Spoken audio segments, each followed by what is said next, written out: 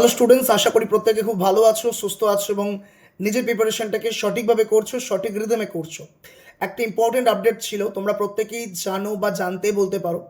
RRB NTPC under গ্র্যাজুয়েটের form fill up 27 তারিখ পর্যন্ত চলার কথা ছিল, বাট সুখবর হচ্ছে এটাই কি আগামী নয়, গতকালকে আরআরবির তরফ থেকে জানিয়ে দেওয়া হয়েছে এই ফর্ম ফিল আপ আরও 1 সপ্তাহ বাড়ানো হলো, অর্থাৎ আগামী 4 ডিসেম্বর পর্যন্ত এই ফর্ম ফিল আপ চলবে।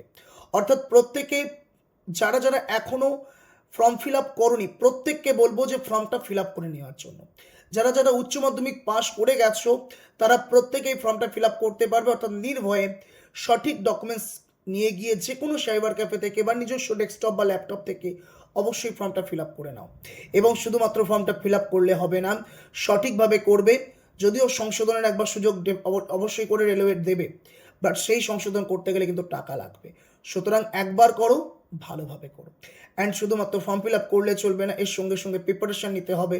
অ্যান্ড প্রিপারেশন কোথা থেকে নিতে হবে যদি বলো তো অবশ্যই বলবো টেক্সটবুক বাংলা অফিসিয়াল ইউটিউব চ্যানেলটাকে সাবস্ক্রাইব করে নাও।